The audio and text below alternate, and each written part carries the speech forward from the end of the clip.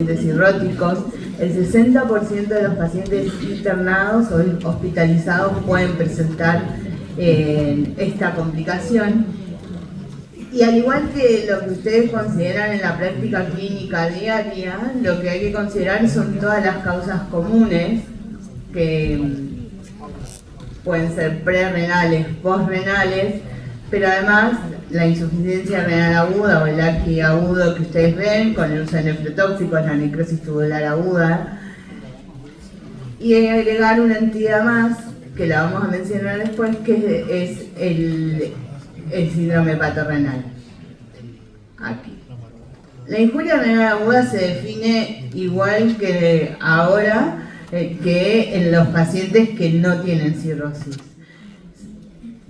Y está dada por el aumento de la creatinina en 48 horas mayor o igual a 0.3 miligramos por decilitro, o un aumento con respecto a la creatinina basal del paciente, que lo ideal es que tengamos una creatinina dentro de los 7 días mayor al 50%, y ahí cae un paréntesis, una recomendación es que si a veces nosotros no tenemos creatinina dentro de los 7 días como para utilizar de basal, podemos considerar la de los últimos 3 meses, está la mejor creatinina que haya tenido el paciente dentro de los últimos 3 meses, y llegado el caso que no tengamos una creatinina dentro de los últimos 3 meses, podemos usar una dentro del último año. No sería lo ideal, ¿no? Pero la mejor creatinina de nuestro paciente dentro de los 7 días o 3 meses es la que utilizamos de basal para decir que tiene un aumento de creatinina mayor al 50% y definir la injuria renal aguda. Y antes no se consideraba que el volumen urinario era para jerarquizar en los pacientes cirróticos, porque los pacientes cirróticos a veces no orinan mucho, pero actualmente en la definición de aquí se incluyó también que tengan una disminución del volumen urinario a menos de 0.5 mililitros por kilo por hora en las últimas 6 horas. Esto es un cambio que se hizo el año pasado. O sea, cualquiera de estos criterios definen una injuria renal aguda en un paciente cirrótico. Y es importante tener la creatinina previa para saber que la creatinina previa no está alterada, ¿no? Que el paciente tiene un clearance mayor al 63 mililitros hora.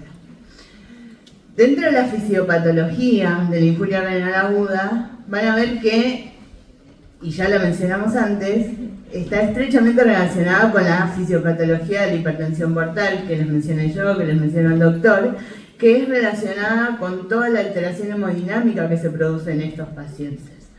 La gran vasodilatación esplácnica lleva una hipovolemia efectiva a mucha activación del sistema renina-angiotensina-aldosterona, la ADH y el sistema nervioso simpático, que produce vasoconstricción renal. Esa vasoconstricción renal tiene cierto equilibrio en los pacientes con cirrosis, que hacen que en su estatus habitual compensado o descompensado, pero lo que manejan habitualmente, puedan mantener una función renal normal o estable. ¿Eso qué quiere decir? Que tienen un flujo renal disminuido, una leve disminución del filtrado glomerular, pero eso se puede compensar. Ahora bien, un paciente que tiene una cirrosis descompensada, que puede ser, como mencionó el doctor, por una infección, por hipovolemia por el uso de diuréticos, etc., que lleva a mayor activación de todo ese sistema que produce vasoconstricción renal, que ya lo mencionamos varias veces, puede disminuir aún más el filtrado glomerular, ¿no? Produce vasoconstricción principalmente de la arteriola aferente. A nivel de glomérulo no llega sangre a los glomérulos y no filtran. Y eso es lo que lleva a que los pacientes cirróticos descompensados desarrollen como una segunda complicación de su cirrosis una injuria renal aguda. Como vimos antes, se define por los criterios que dijimos previamente. ¿Y qué es lo que puede desencadenar todos estos mecanismos que dijimos antes? La hipovolemia inducida por diuréticos o por baja ingesta hídrica, por eso no se sugiere en los pacientes que tienen el síndrome cístico edematoso y que además están en tratamiento diurético hacer restricción hídrica. porque aumenta la tasa de complicaciones a nivel renal. Los pacientes con hemorragia digestiva, que forma secundaria por hipoperfusión y hipovolemia, también pueden desarrollar injuria renal aguda. Una de las causas más frecuentes, como mencionó el doctor, son las infecciones, el uso de drogas nefrotóxicas, por eso hay que tener mucho cuidado en los pacientes cirróticos, los antibióticos, fármacos antiinflamatorios que le damos, y las paracentesis de grandes volúmenes en donde no utilizan albúmina. Entonces, estas son todas las variables o todas las causas que uno tiene que estudiar en un paciente que en sus complicaciones desarrolla además una injuria renal aguda. La injuria renal aguda se estadifica, igual que en los pacientes clínicos, en 3 estadios. El estadio 1 es cuando tienen ese aumento de la creatinina mayor a 0,3 miligramos por decilitro, 48 horas, o a un valor que va entre 1,5 a 2 el valor normal. ¿Está? Un estadio 2 donde ese valor está entre 2 y 3 con respecto al basal, y un estadio 3 donde la creatinina es mayor a 3 veces el valor normal que tiene como basal, o una creatinina mayor a 4 o con requerimiento de terapia de reemplazo, que es la hemodiálisis. Esa es la estadificación que se utiliza para estos pacientes. Antes se jerarquizaba más para orientar el tratamiento, hoy está como un poco más unificado, pero es importante conocer el estadio por la gravedad, como vamos a ver más adelante. ¿Y cómo se consideran estos conceptos para entender después la respuesta, no respuesta de los pacientes y cuándo progresaron al tratamiento? Cuanto a la evolución, obviamente progresión y se aumenta de estadio, por eso es importante saber cuáles son los estadios. La regresión es la disminución del estadio, y en función del tratamiento están los no respondedores, que son los que progresan o no vuelven a su valor basal, los respondedores parciales, que mejoran la creatinina pero no a 0,3 del basal, y el respondedor total sería el que responde con una creatinina que vuelve a lo que tenía como basal el paciente. ¿Y en qué impacta esto y lo que mencionamos anteriormente? En que los pacientes, según los estadios, esto es un estudio ya viejo, que utilizaba probablemente otras clasificaciones de injuria renal aguda, pero lo que muestra es que los pacientes que tienen mayor estadio de AKI tienen mayor mortalidad, o sea, cuanto más grave es, obviamente mayor mortalidad. El riesgo de progresión en los estadios iniciales es alrededor del 50%, ¿está? Y el riesgo de resolución, o la probabilidad de resolución, es mayor en los estadios iniciales. Y esto nos hace pensar que cuanto más precozmente detectemos que el paciente tiene una injuria renal aguda, más fácil va a ser que responda y mejor va a ser el pronóstico de estos pacientes. Fíjense que el AKI3 tiene una mortalidad, aunque no progrese el 21% a los 3 años, mientras que el 1, la mortalidad es del 2% si resolvió. Y este es un estudio muy reciente, de este año, es un estudio multicéntrico, hecho con más de 3.000 pacientes de varias partes del mundo, incluida Argentina, en donde se estudió, dentro de esos 3.000 pacientes, a 1.400 se los siguió y se evaluó la mortalidad a los 28 y a los 90 días. Fíjense que los países de medianos a bajos ingresos, que seríamos nosotros, a los 28 días la incidencia acumulada es de alrededor del 33%, o sea, es muy alta en los pacientes que desarrollan injuria renal aguda en muy poco tiempo. ¿Está? Por eso es importante detectarla precozmente, tratar la causa para disminuir la mortalidad de estos pacientes. Entonces, ¿cómo evaluamos la injuria renal aguda? El 68% y esto lo mostró el estudio que les dije anteriormente, la mayoría de las causa de injuria renal aguda es prerrenal, ¿está bien? Seguidas por las injurias renales agudas no hepatorrenal, menos frecuente el hepatorrenal, y seguidas por las posrenales. Entonces, cuando nosotros evaluamos a los pacientes, tenemos que pensar en todo eso de manera conjunta. Como la primera causa es la deshidratación, investigar el tema del uso de diuréticos, la hipovolemia,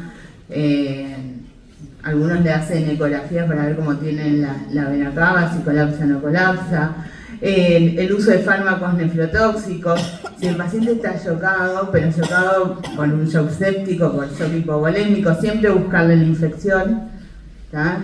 Como dijo el doctor, cualquier paciente cirrótico descompensado, lo primero que hay que pensar es que está infectado. Después seguimos buscando las otras cosas o en forma conjunta, pero ante todo, esos pacientes tienen altos riesgos de infecciones. Y después estudiar nefropatías orgánicas, o sea, problemas propios del riñón, que no necesariamente son secundarios a su enfermedad hepática, pero que pueden estar asociados. Para eso necesitamos evaluar una ecografía renal, sedimento urinario, ver si tiene proteinuria, cuadros obstructivos a nivel renal, ¿no? En la próstata, en los varones, la vejiga, la litiasis renal, que son las menos frecuentes, y todas las anteriores que mencionamos. Siempre evaluar el foco infeccioso. Y ahí están los cambios que se sugieren actualmente. Cada vez se van acortando más los tiempos, o sea, el tiempo en el cual nosotros tenemos que actuar para tratar de mejorar el pronóstico de estos pacientes. Como les dije antes, tiene altísima mortalidad, o sea, le aumenta la mortalidad significativamente a los pacientes cirróticos que ya venían descompensados, que ya tenían aumentada la mortalidad por otra causa. Entonces, cuanto más rápido actuemos, mejor. Hasta hace un tiempo se consideraba que podíamos esperar 48 horas, hoy son 24. En las primeras 24 horas hay que determinar qué es lo que vamos a hacer.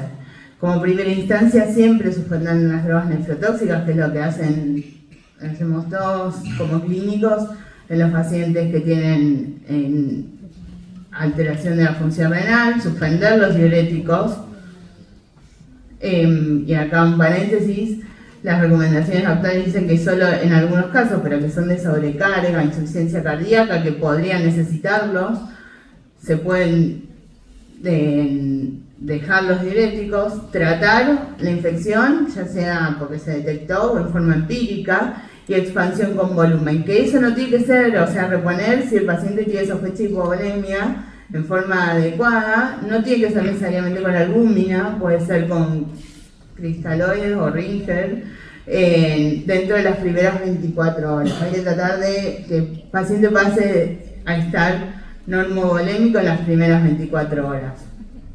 Y ahí evaluar si el paciente es respondedor o respondedor parcial, es decir, que mejoró totalmente la creatinina y la llevó a su basal, o mejoró la creatinina aunque no haya llegado al basal, podemos seguir este tratamiento hasta llevar a la creatinina a lo normal.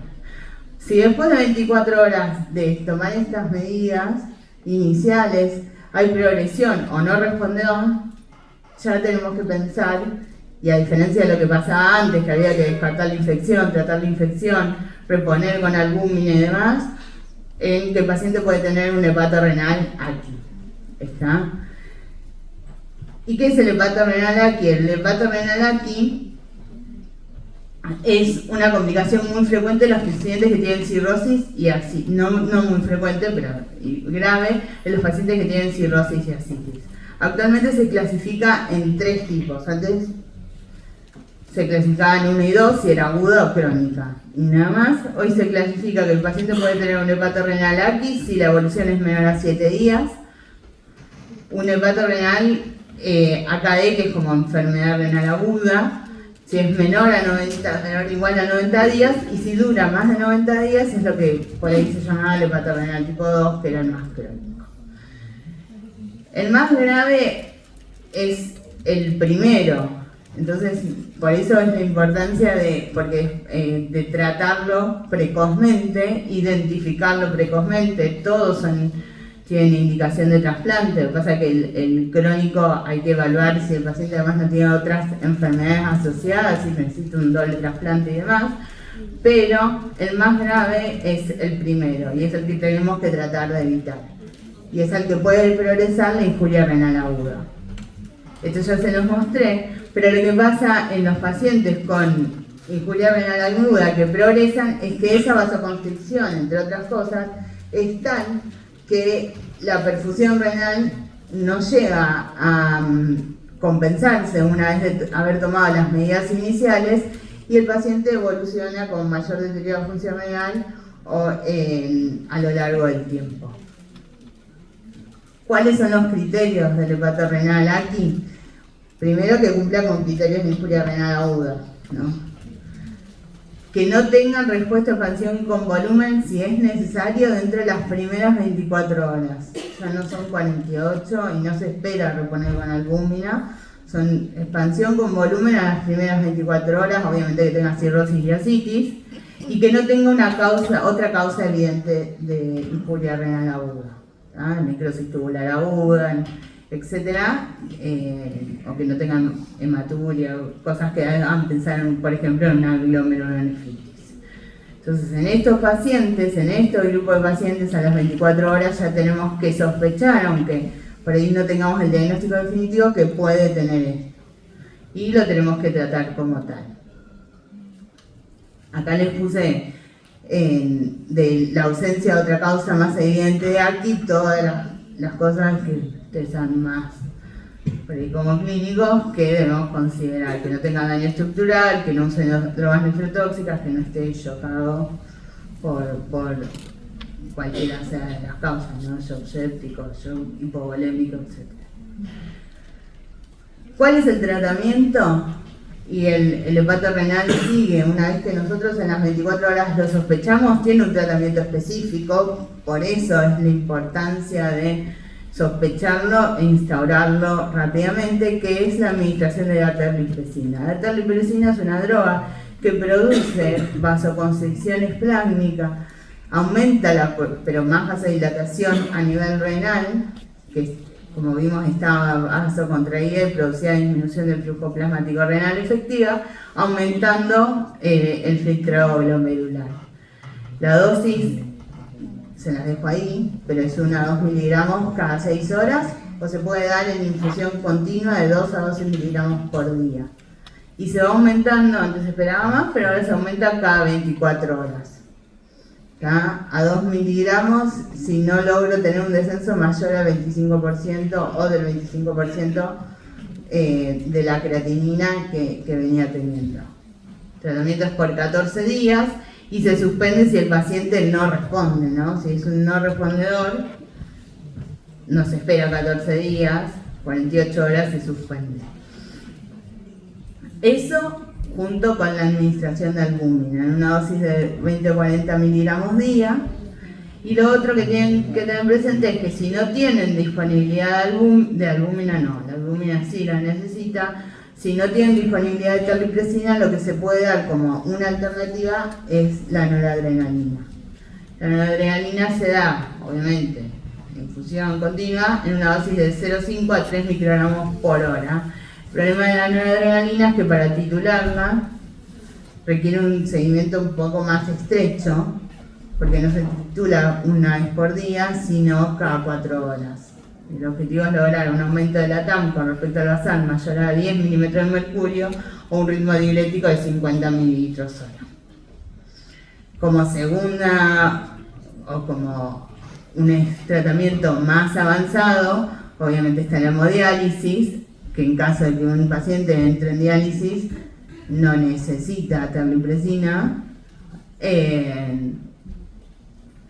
y el trasplante, ¿no? Todo paciente que desarrolla síndrome hepatorrenal, en realidad todo paciente que cirrótico que se descompensa tiene que ser evaluado por un centro de trasplante.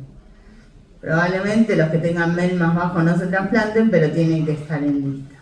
¿Está?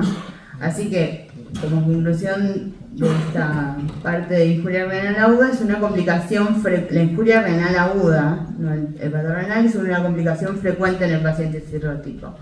Siempre tenemos que estudiar todas las causas y tratar de identificar cuál es el desencadenante. ¿Tá? El diagnóstico precoz y el tratamiento precoz aumenta la sobrevida de estos pacientes significativamente y la probabilidad de que eso regrese, que vuelvan a normalizar. Por eso es que tenemos que estar atentos a mínimas variaciones de los valores de creatinina. Muchas gracias. No sé si tienen más.